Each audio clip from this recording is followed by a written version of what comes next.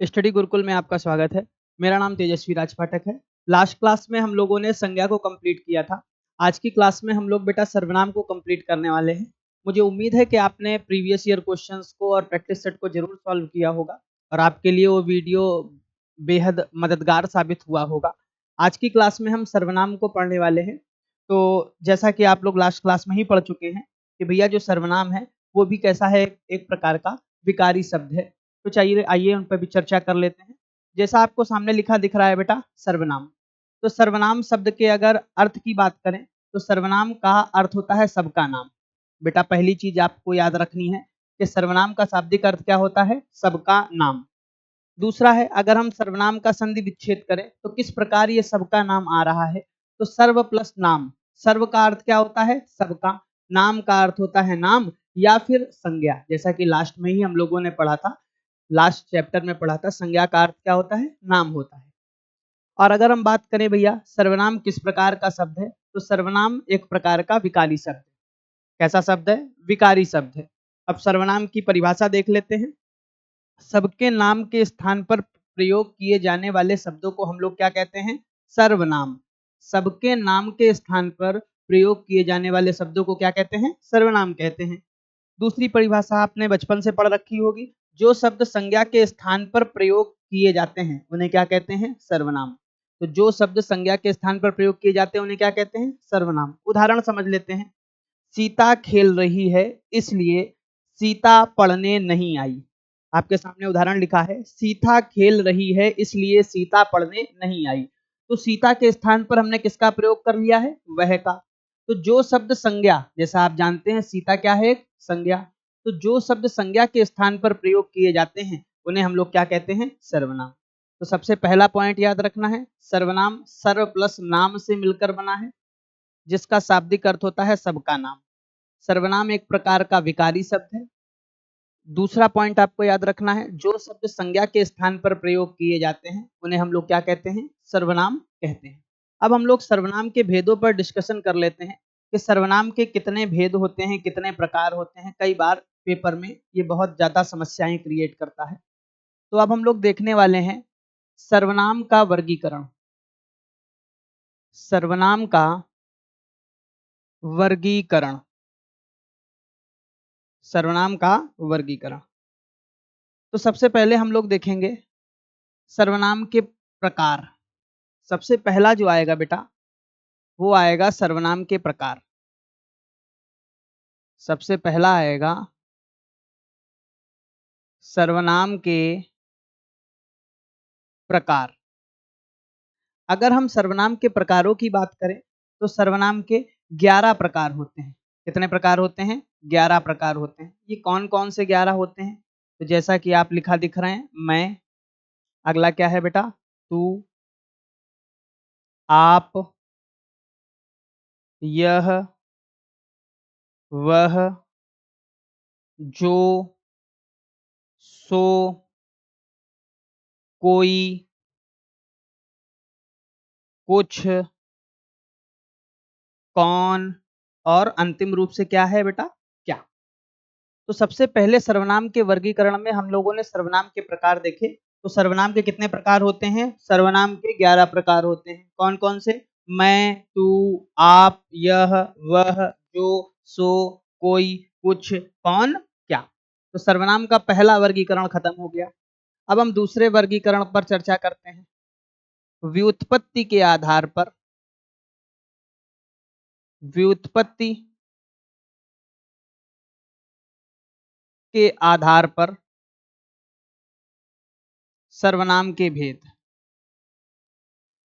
व्युत्पत्ति के आधार पर सर्वनाम के भेद। तो बेटा व्युत्पत्ति के आधार पर सर्वनाम के दो भेद होते हैं। पहला आएगा मौलिक सर्वनाम। कौन सा सर्वनाम आएगा, मौलिक सर्वनाम। और अगर हम दूसरे भेद पर चर्चा करें तो दूसरा भेद होता है यौगिक सर्वनाम। पहला आएगा मौलिक सर्वनाम और दूसरा कौन सा आएगा, यौगिक सर्वनाम। ये क्या होते हैं, तो जब भी बेटा हम किसी वाक्य में इन 11 सर्वनाम में से किसी भी सर्वनाम का प्रयोग कर देते हैं, जैसे मैं खेल रहा हूं, और पूछेगा व्युत्पत्ति के आधार पर सर्वनाम का कौन सा भेद है। तो ये जो 11 सर्वनाम आपको लिखे दिख रहे हैं, इन 11 सर्वनामों का जब प्रयोग हम वाक्य में करते हैं तो वो किस सर्वनाम के अंतर्गत आता है? मौलिक सर्वनाम। जैसे कि लिखा है मैं, जैसा कि आपके सामने लिखा है तू। तो ये जो दो हैं, ऐसे ही ये जितने भी 11 हैं, ये सब किसके अंतर्गत आने वाले हैं? ये मौलिक सर्वनाम के अंतर्गत आने वाले। अगला है बेटा यौगिक सर्वनाम। यौगिक सर्वनाम क्या होता है? जब मौलिक सर्वनाम को लिंग, वचन, कारक और काल के आधार पर परिवर्तित कर दिया जाता है तो इससे बनने वाले सर्वनाम को यौगिक सर्वनाम कहते हैं। जैसे बेटा मैं से बन गया मेरा, मैं से क्या बन गया? मेरा। जैसा कि आप जानते हैं रा री रे कारक में जब इसका प्रयोग किया जाएगा तो कारक के साथ ये संयुक्त होकर किस सर्वनाम को जन्म देगा? यौगिक सर्वनाम। जैसे तू से बन गया तेरा, तू से क्या बन गया? तेरा। तू से बन जाएगा तुझको। तो ये जितने भी सर्वनाम हैं वो किस श्रेणी के अंतर्गत आएंगे? यौगिक सर्वनाम। तो अगर मूलतः परिभाषा और जड़ों पर जानने का प्रयास करें तो व्युत्पत्ति के आधार पर सर्वनाम के दो भेद होते हैं, मौलिक सर्वनाम और यौगिक सर्वनाम। जब इन 11 सर्वनामों का प्रयोग वाक्य में कर दिया जाता है तो मौलिक सर्वनाम के अंतर्गत आता है। जब इन 11 का परिवर्तन लिंग, वचन, कारक, काल के आधार पर किया जाता है तो उससे जिस सर्वनाम का जन्म होता है, जिस सर्वनाम की उत्पत्ति होती है, उसे यौगिक सर्वनाम के अंतर्गत पड़ता है। तीसरा और अंतिम आएगा बेटा प्रयोग के आधार पर सर्वनाम के भेद। प्रयोग के आधार पर सर्वनाम के भेद। अगर हम प्रयोग के आधार पर सर्वनाम भेदों पर चर्चा करें तो प्रयोग के आधार पर सर्वनाम के 6 भेद होते हैं। कितने भेद होते हैं बेटा? 6। सबसे पहला आएगा पुरुषवाचक सर्वनाम। सबसे पहला कौन सा आएगा? पुरुषवाचक। दूसरा कौन सा आएगा बेटा? निश्चयवाचक सर्वनाम, निश्चयवाचक। तीसरा कौन सा आएगा बेटा? अनिश्चयवाचक। चौथा कौन सा आएगा? प्रश्नवाचक सर्वनाम। पांचवा कौन सा आएगा? निजवाचक सर्वनाम। और छठा और अंतिम आएगा संबंधवाचक सर्वनाम, संबंधवाचक सर्वनाम। तो अगर आपको सर्वनाम से संबंधित प्रश्न मिलेगा तो प्रश्नों के 3 आधार हो सकते हैं। सबसे पहला, सर्वनाम के प्रकार कितने होते हैं? तो सर्वनाम के 11 प्रकार होते हैं। मैं, तू, आप, यह, वह, जो, सो, कौन, कुछ, कोई, क्या। अगर कोई पूछे व्युत्पत्ति के आधार पर सर्वनाम के कितने भेद होते हैं तो व्युत्पत्ति के आधार पर सर्वनाम के 2 भेद होते हैं। पहला मौलिक सर्वनाम, दूसरा यौगिक सर्वनाम।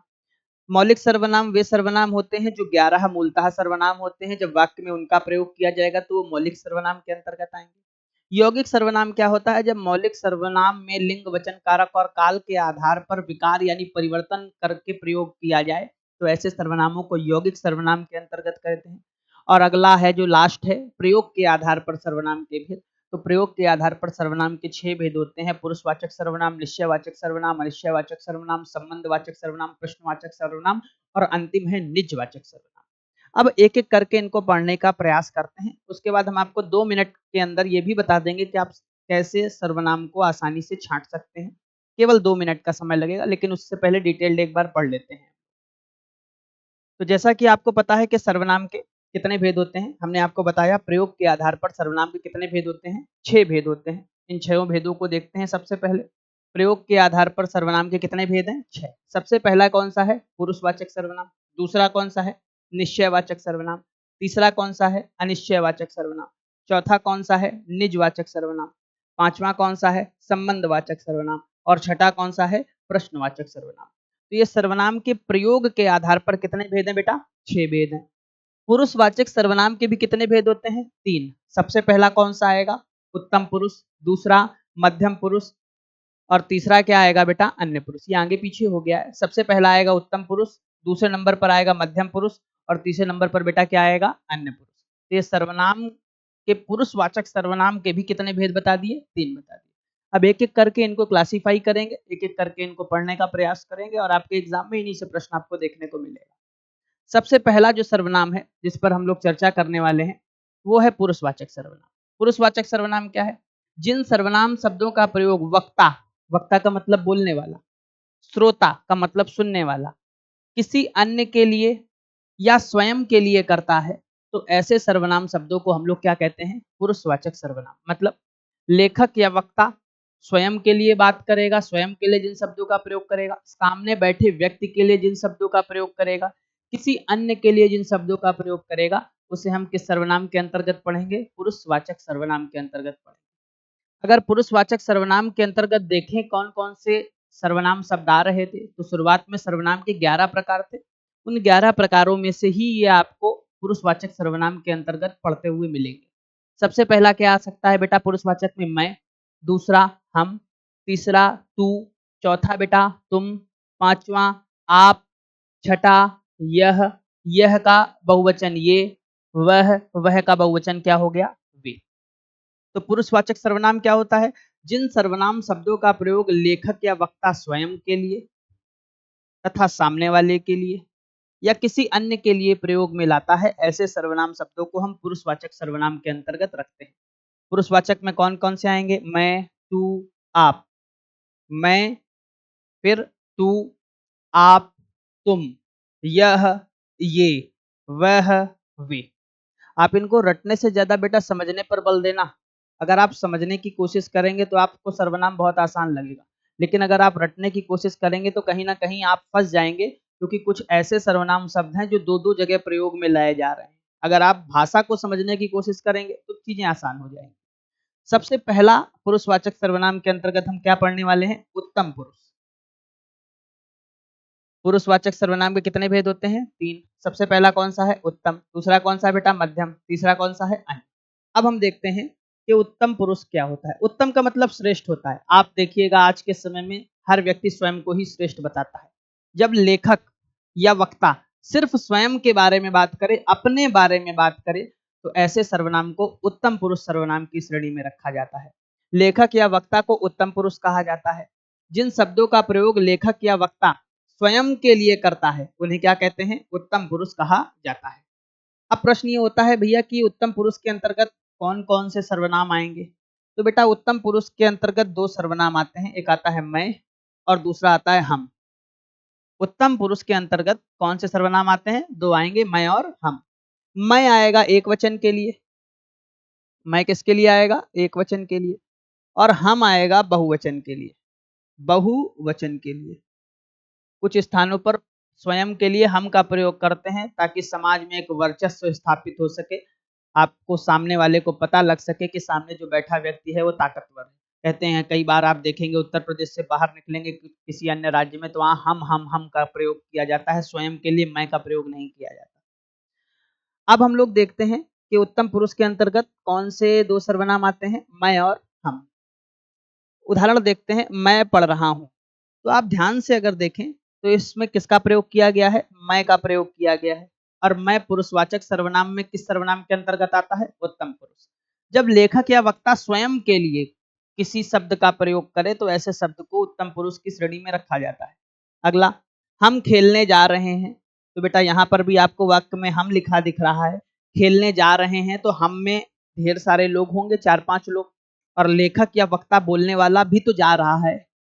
जब लेखक या वक्ता खुद किसी कार्य को संपन्न करता है तो उसे उत्तम पुरुष की श्रेणी में रखा जाता है। अब लेखक या वक्ता उनके साथ जाने की कोशिश कर रहा है और वो संख्या में ढेर सारे हैं तो उसकी जगह हम का प्रयोग कर दिया। अगर लेखक या वक्ता खुद करने जा रहा होता और अकेला होता तो एक वचन का प्रयोग करते, और एक वचन उत्तम पुरुष का क्या होता है बेटा? मैं। तो ये हमारा था उत्तम पुरुष। उत्तम पुरुष क्या था? जब लेखक या वक्ता किसी कार्य को संपन्न करता है और खुद करता है तो उसे किस श्रेणी में रखा जाता है? उत्तम पुरुष। अब कई बार पेपर में परेशान करने वाली चीजें आपके लिए आ जाती हैं तो इनको समझना बहुत जरूरी है। अब हम लोग उत्तम पुरुष मैं एक वचन सर्वनाम है, आपको पता है। अब हम इसका परिवर्तित रूप देखेंगे। जैसा कि आपने देखा था एक मौलिक थे, एक यौगिक थे। कई बार पेपर में यौगिक सर्वनाम से संबंधित प्रश्नों को पूछता है। कैसा प्रश्न पूछता है? जैसे कि आपको पता है मैं आपको पता है कि मैं उत्तम पुरुष है। मैं का कर्ता कारक में परिवर्तित रूप क्या होगा? मैंने। तो जैसे मैंने पढ़ लिया है। अब ये प्रश्न आ गया मैंने पढ़ लिया है, तो आप तो परेशान हो गए कि भैया हमने तो मैं पढ़ रखा था, ये मैंने क्या हो गया? तो मैंने का अर्थ क्या होता है? लेखक या वक्ता स्वयं किसी क्रिया को संपन्न कर रहा है, कार्य को स्वयं कर रहा है। जब स्वयं कर रहा है तो उत्तम पुरुष हो गया, साधारण सी बात है। पर आप इसको एक बार पढ़ लेंगे तो आपको एक आइडिया जरूर लग जाएगा कि पेपर में ये भी पूछा जा सकता है। तो मैं का परिवर्तित रूप क्या होगा? मैंने होगा।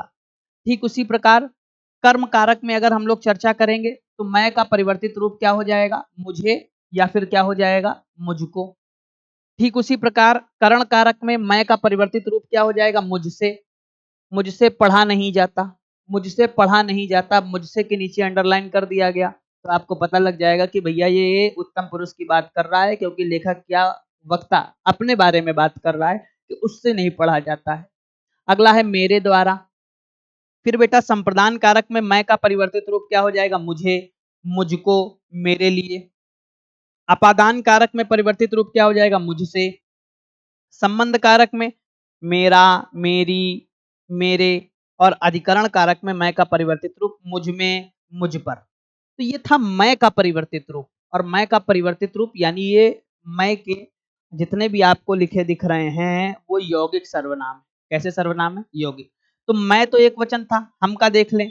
हम तो आपको पता है बहुवचन के लिए आएगा उत्तम पुरुष। हम का क्या होगा? हमने, हम लोग, हम लोगों ने, हमें, हमको, हम लोगों को।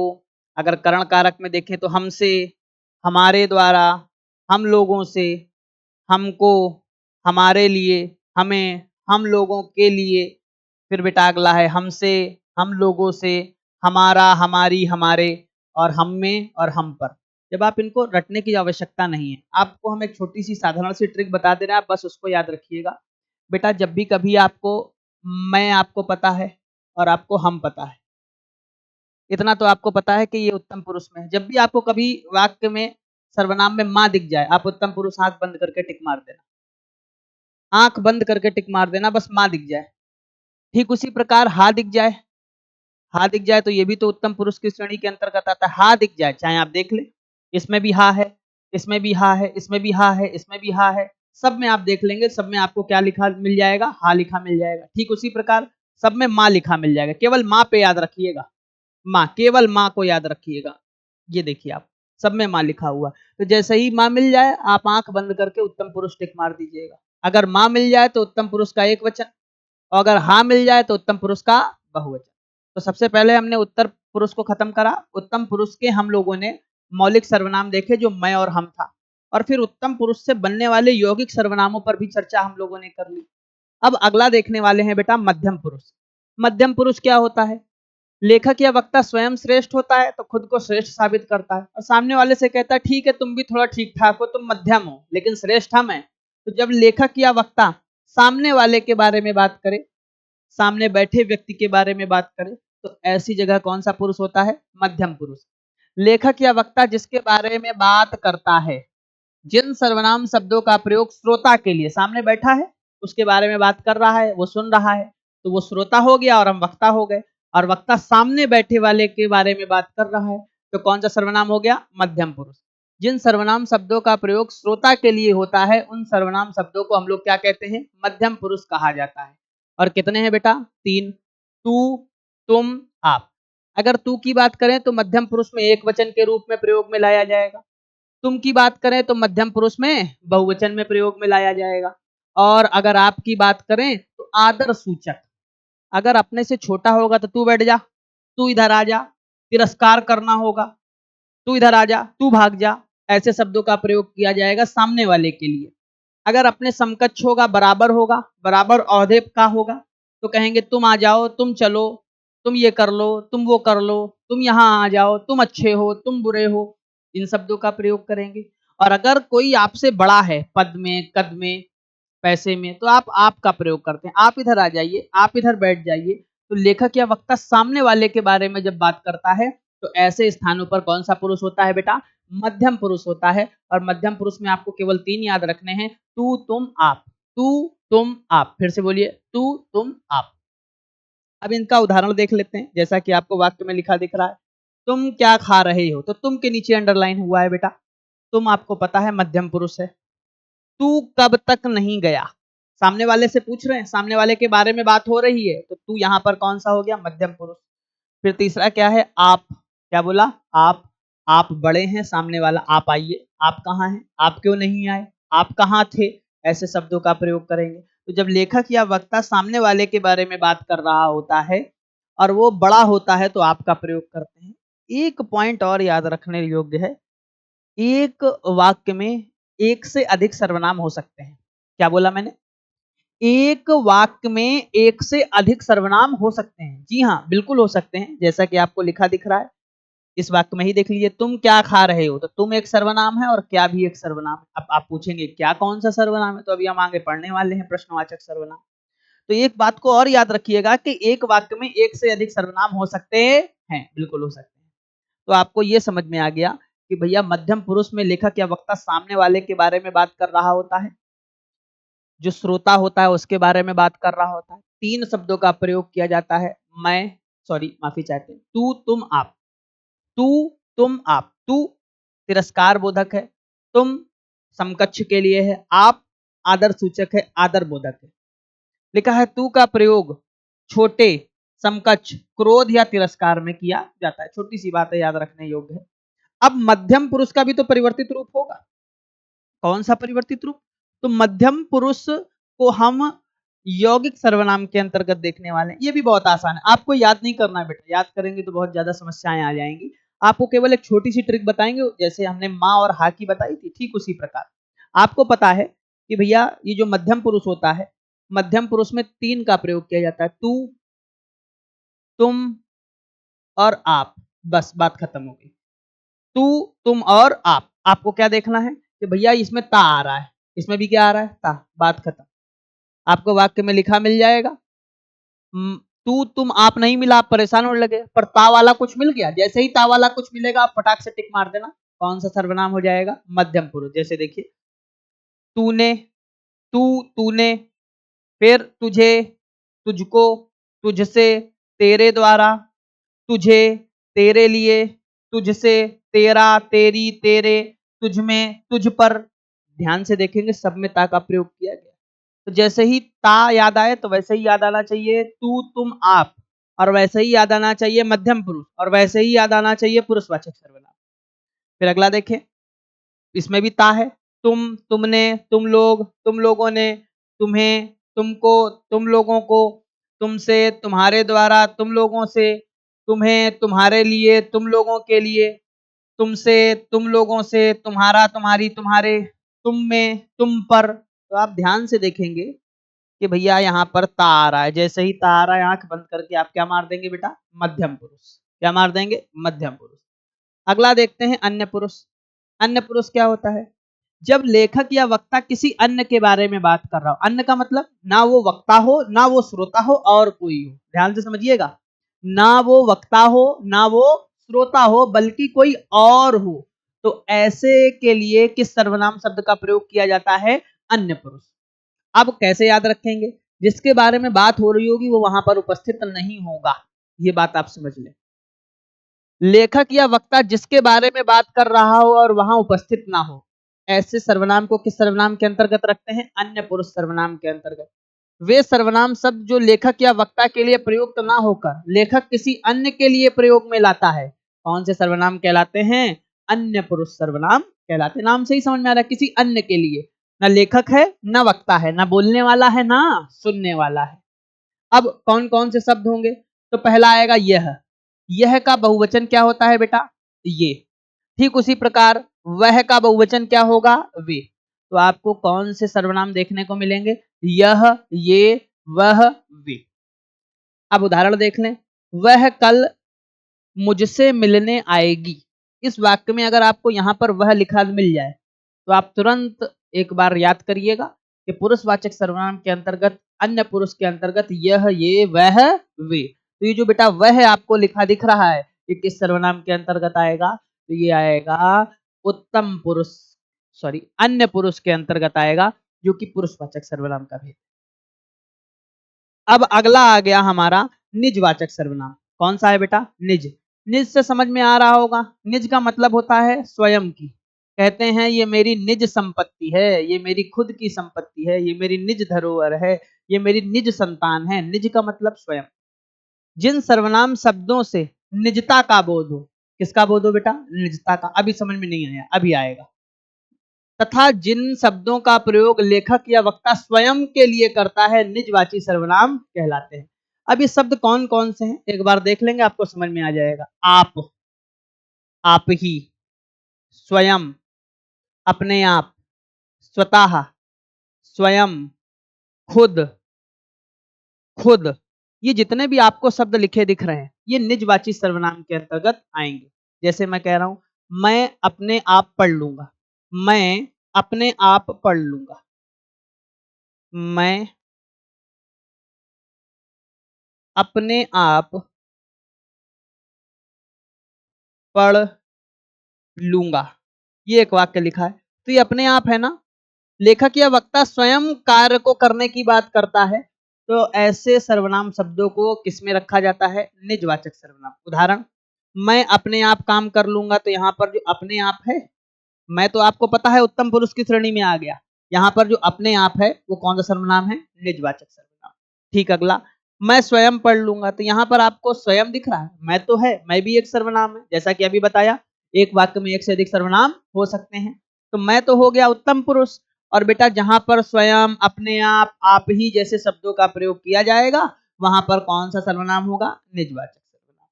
अगला है आप भला। आपका मतलब स्वयं का जब भला होगा तो जन्नत का भला होगा, तो सबका भला होगा। तो आपका मतलब यहाँ पर किसका? आप भला तो जग भला, मतलब स्वयं का भला। अब स्वयं आ गया ना, खुद का भला आ गया। जब स्वयं और खुद आ जाता है तो बेटा कौन सा सर्वनाम हो जाता है? निजवाचक।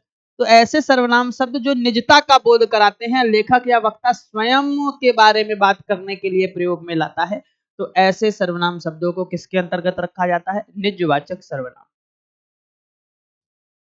अगला है निश्चयवाचक सर्वनाम। नाम से ही समझ में आ रहा होगा, निश्चय, श्योरिटी है, फिक्स है चीजें। जिन सर्वनाम शब्दों से व्यक्तियों या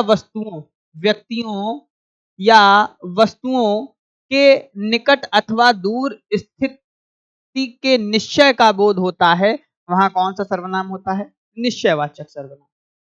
मतलब क्या है? व्यक्ति या वस्तु निश्चित है, श्योर है कि वो वही है, वो चीज उसी की है। तो जिन सर्वनाम शब्दों का प्रयोग निश्चितता का बोध कराने के लिए किया जाता है, ऐसे सर्वनाम शब्दों को किसके अंतर्गत रखा जाता है? निश्चयवाचक। उदाहरण देखते हैं, आप बस इतना याद रखना, यह और वह, यह और वह किस सर्वनाम के अंतर्गत आएगा? निश्चयवाचक सर्वनाम के अंतर्गत आएगा। अभी आपको थोड़ी सी कंफ्यूजन भी हो रही होगी कि यह और वह अन्य पुरुष में भी तो आ रहा था, तो अभी जब क्वेश्चन करेंगे तब आपकी सारी समस्याएं दूर हो जाएंगी, विश्वास रखिए। तो यह और वह किस सर्वनाम के अंतर्गत आएगा? निश्चयवाचक सर्वनाम के अंतर्गत आता है। उदाहरण, यह मेरा घर है, तो अगर यह देखेंगे, यह पर टिक कर दिया, तो यह कौन सा सर्वनाम हो गया? निश्चयवाचक। मेरा भी तो एक सर्वनाम है, तो मेरा जब अपने के लिए बात होगा तो याद करिए, पुरुषवाचक सर्वनाम के अंतर्गत उत्तम पुरुष मैं से मिलकर बना था मेरा, मेरी, मेरे। अगला, वह बहुत अच्छा लड़का है, वह बहुत अच्छा लड़का है, तो यहां पर यह और वह किस प्रकार का सर्वनाम है? निश्चयवाचक। दूसरा, यह घोड़ा काला है, यह घोड़ा काला है, यह घोड़ा काला है, तो इस वाक्य में यह आपको लगा दिख रहा है। ये तो ये जो घोड़ा खड़ा है ये निश्चित हो गया कि ये काला है, क्योंकि मेरे सामने खड़ा है, पास में खड़ा है और हम इसके रंग को देख पा रहे हैं, तो उसके रंग की निश्चितता का बोध हो गया। तो किसी व्यक्ति और वस्तु की निश्चितता का बोध कराने के लिए जिन सर्वनाम शब्दों का प्रयोग किया जाता है उन्हें निश्चयवाचक सर्वनाम की श्रेणी में रखा जाता है। अब निश्चयवाचक का कुछ परिवर्तित रूप देख लेते हैं। बस आपको देखना है, ज्यादा इसमें 3-5 करने की आवश्यकता नहीं है, 2 4 10 बार 25 30 50 क्वेश्चन करेंगे, आपके स्वभाव में आ जाएगा पहचानना कि कितनी आसान तरीके से आपने सीख लिया। सबसे पहले यह का परिवर्तित रूप हो गया इसने। क्या है बेटा? इसने। फिर अगला इसे, इसको, इससे, इसके द्वारा, इसको, इसके लिए, इससे, इसका, इसकी, इसके, इससे, इस पर। ये का देख लें आप लोग, इन्होंने, इन लोगों ने, इन्हें, इनको, इन लोगों द्वारा। अगर आप इन पूरे को पढ़ने का प्रयास करेंगे तो शायद याद रखना थोड़ा मुश्किल हो, बस हम आपको एक छोटी सी बात बता रहे हैं, यह निश्चयवाचक है कि नहीं, यह का परिवर्तित रूप यानी बहुवचन कारक ये है कि नहीं है। बस इतनी बात समझ लें, यह और ये मिल जाएगा तो निश्चयवाचक होगा ही होगा। साथ ही साथ इस से जुड़े आपको जितने भी मिल जाएंगे या फिर ई से जुड़े आपको जितने भी मिल जाएंगे, छोटी छोटी आंगई लगा मिल जाए, आप समझ जाना कि निश्चयवाचक सर्वनाम। जैसे इन्होंने, जैसे क्या, इन्होंने, जैसा कि हमने शुरुआत में माँ देखा था फिर हा देखा था, वैसे ही इसकी छोटी सी ट्रिक है, यह ये तो निश्चयवाचक हो गया और इसके साथ छोटी लगी मिल जाएगी तो आप आंख बंद करके मार देना कि भैया यह निश्चयवाचक सर्वनाम की ओर इशारा कर रहा है। क्या मेरी बात समझ में आ गई? अगला देखो, अनिश्चयवाचक सर्वनाम। अनिश्चयवाचक सर्वनाम क्या होता है? सॉरी, जिन सर्वनाम शब्दों से किसी व्यक्ति वस्तु की निश्चितता का बोध ना हो, श्योरिटी ना हो, श्योरिटी ना हो। निश्चयवाचक में श्योरिटी थी और निश्चयवाचक में श्योरिटी नहीं होगी, तो ऐसे सर्वनाम शब्दों को हम किसके अंतर्गत पढ़ते हैं? अनिश्चयवाचक। सॉरी, अब इसमें दो शब्दों का प्रयोग होता है बेटा, पहला होगा कोई और दूसरा क्या होगा? कुछ। कोई का प्रयोग सजीव प्राणियों के लिए किया जाएगा और कुछ का प्रयोग किसके लिए किया जाएगा? निर्जीव के लिए। उदाहरण समझते हैं, दरवाजे पर कोई आया है। सॉरी, दरवाजे पर कोई आया है। दरवाजे पर कोई आया है, पता तो नहीं है कौन है, तो जब निश्चितता नहीं है तो अनिश्चयवाचक तो हो ही गया। अब जो कोई है वो चलकर आया होगा ना, तो वो सजीव होगा कि नहीं होगा? जब सजीव होगा तो बेटा हमने बताया ना, अनिश्चयवाचक हो और कोई हो तो किसके अंतर्गत पढ़ेंगे बेटा? सजीव। अब कुछ आ गया तो कुछ पढ़ेंगे हम लोग निर्जीव के अंतर्गत। जैसे मोहन ने कुछ खाया है, मोहन ने कुछ खाया है, वाक्य में कुछ है, पता नहीं क्या खाया है, अनिश्चयवाचक हो गया। और जो खाया है वो तो निर्जीव है, वो क्या है बेटा? निर्जीव है। तो बेटा ऐसे शब्दों को हम लोग किस सर्वनाम के अंतर्गत पढ़ते हैं? अनिश्चयवाचक। जैसे कोई सज्जन आए हैं, तो कोई सज्जन आए हैं, कोई है, पता नहीं कौन है, चाचा है, मामा है, फूफा है, पड़ोसी है, दोस्त है, कौन है पता नहीं, पर सज्जन है तो कोई है, तो कोई कैसे हो गया? अनिश्चयवाचक।